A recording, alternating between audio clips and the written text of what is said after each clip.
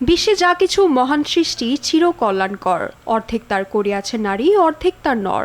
জাতীয় কবি কাজী নজরুল ইসলাম এভাবেই তার নারী কবিতায় সকল সৃষ্টি ও বিশ্ব সভ্যতার বিকাশে নারীর কৃতিত্বপূর্ণ অবদানের কথা স্মরণ করেছেন।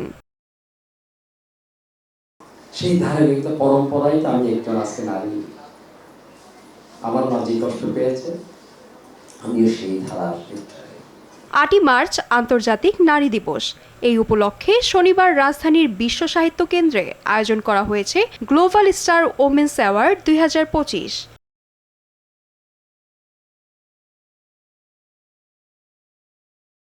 এবারের আয়োজনে দেশ বরেণ্য অভিনেত্রী দিলারা জামানকে আজীবন সম্মাননা প্রদান করা হয়। বেগম রোকেয়া সাখাওয়াত, আপনি নিশ্চয়ই আজকে বিজয়ের হাসি হাসছেন। আপনার সেই অবরোধবাসিনী নারীরা আজকে দেখেন জীবনের প্রতিটি ক্ষেত্রে পুরুষের সঙ্গে সমানভাবে এগিয়ে যাচ্ছে এবং নিজেদের ভূমিকা, নিজেদের শক্তি দেখাচ্ছে। এছাড়াও বিভিন্ন ক্ষেত্রে অবদান রাখা নারীদের হাতে তুলে দেওয়া হয় সম্মাননা।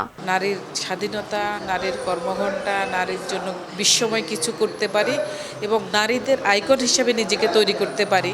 একজন নারী হিসেবে সবচেয়ে বড় আমার চাওয়া এবং পাওয়া নারীদেরকে ওয়ার্ল্ড ওয়াইড নারীদের নিয়ে কাজ করা। ফলের নির্যাস ও দুধের সমন্বয়ে পোলার টর্নেডো গ্রিন অ্যাপল আইসক্রিম।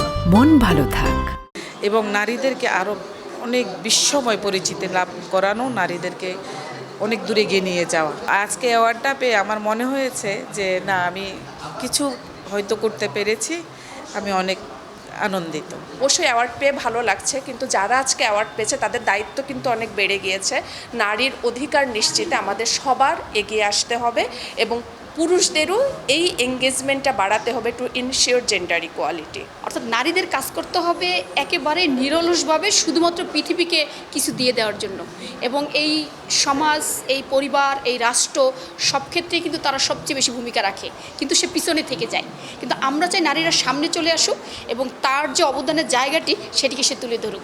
নারীর সংগ্রাম, অর্জন এবং সম্ভাবনার গল্পকে সামনে রেখেই প্রতি বছর নানা আয়োজনের মধ্য দিয়ে বিশ্বজুড়ে উদযাপিত হয় আন্তর্জাতিক নারী দিবস, সমতা, সম্মান এবং অনুপ্রেরণার বার্তা নিয়ে।